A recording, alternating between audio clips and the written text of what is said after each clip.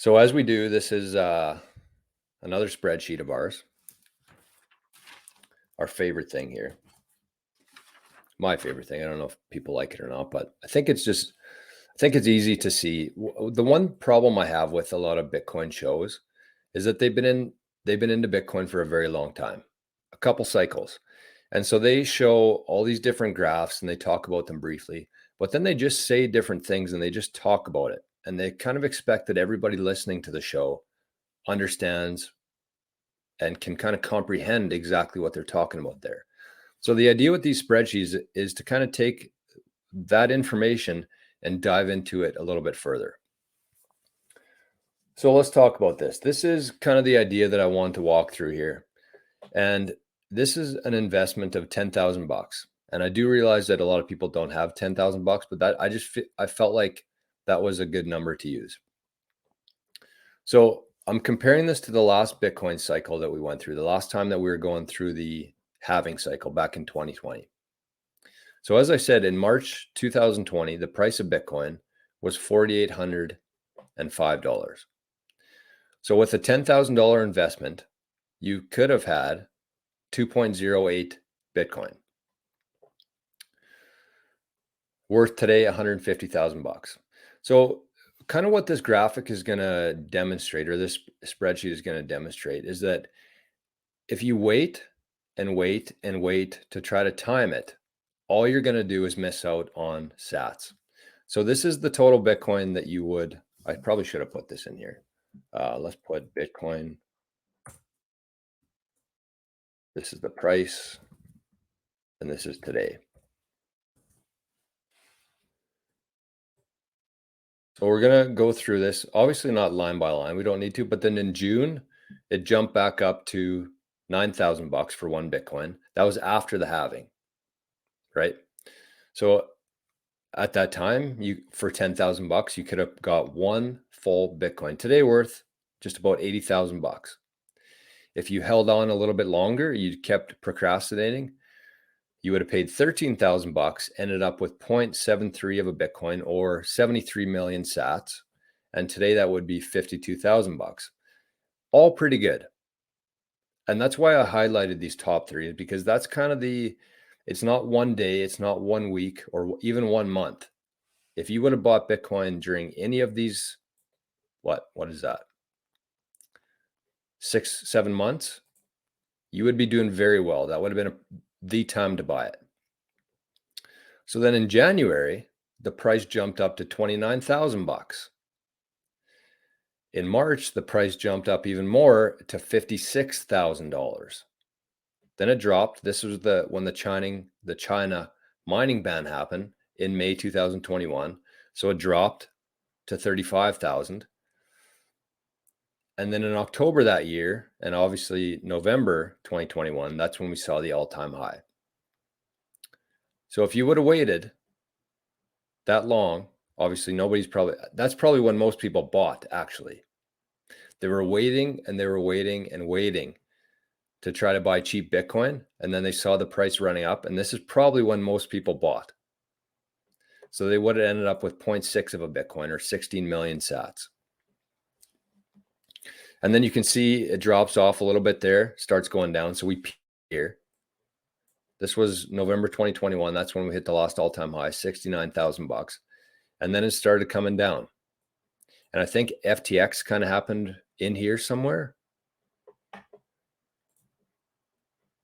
I should change that. This is when the bottom was. So a couple things here, a couple things to note. I think the most important part to take from this is that you need to be buying it as much Bitcoin as you can from today until October this year. That's kind of the thesis. And I don't think the smartest idea would be waiting to buy, waiting to time the market, because even let's look.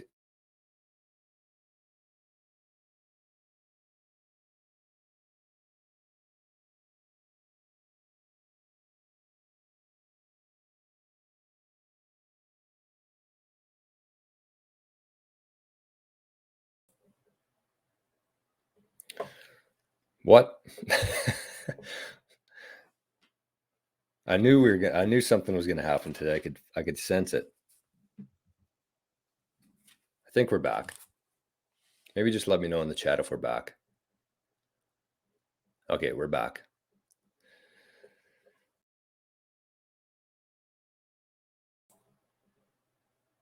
Is this my first show?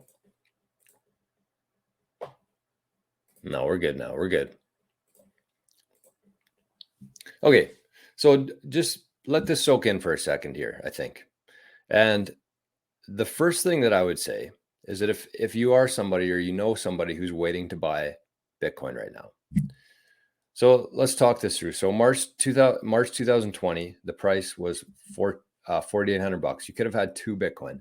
So if you kept waiting and waiting and waiting, you would have never gotten this amount of Bitcoin ever. So if you were procrastinating there in March of 2020, waiting for it to drop even further, you would have never gotten the same amount of Bitcoin again.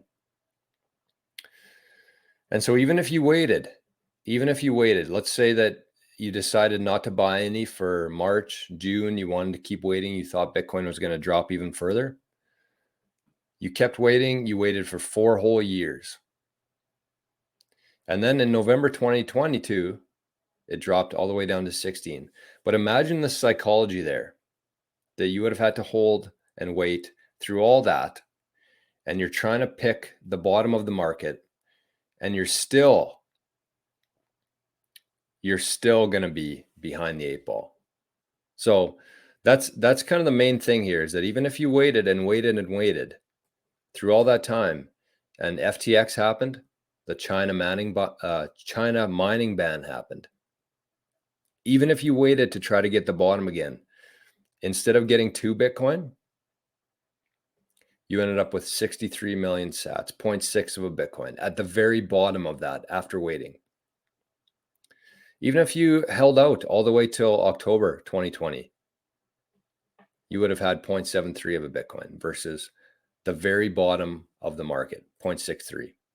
So moral of the story, without a doubt, is buy as much Bitcoin as you possibly can in these next 6 months. I would, and even look at the difference between March and October. If you would have bought $10,000 worth of Bitcoin back in March of 2020, you'd have 2 Bitcoin today. If you waited 6 months, October 2020, you'd have 0.7 of a Bitcoin, which is still pretty good, but not even close to the sweet spot here in terms of the all-time high and the halving. So even though that this is a pretty good indication, I think, of what's coming, we are in unprecedented territory right now, uncharted waters. And the reason that we're in uncharted waters is because this is the first time that Bitcoin hit an all-time high before the halving.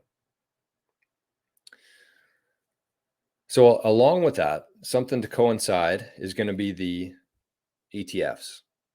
So we've hit the all-time high before the halving. You look at this chart here. Where'd it go? You look at this chart here, and basically what this chart suggests to me is that we're never going to have a shortage of demand again.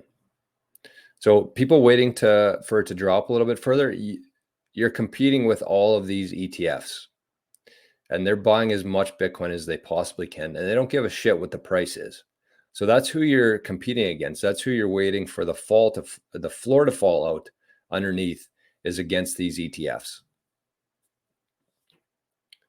So just keep that in mind, that back in 2020, we did not have the ETFs. We did not have that kind of demand every single day, that amount of capital every single day coming into Bitcoin. The floor was much softer. I would say that we built a pretty nice fortress now in terms of our floor. And I think that, during these next 18 days after the all-time high, could it double? Could it triple? The price is kind of, I think that the price is pretty irrelevant at this point, because These ETFs, these are the main customers right now, and they're going to be buying Bitcoin at whatever price. They don't care what the price is. And I apologize once again. I probably sound like a broken record at some points here, but it's really important to drill this home, because these ETFs are not your average investor. They're not trying to buy it low and then sell it higher. They're buying at whatever price they can get their hands on Bitcoin for, and they're never selling it.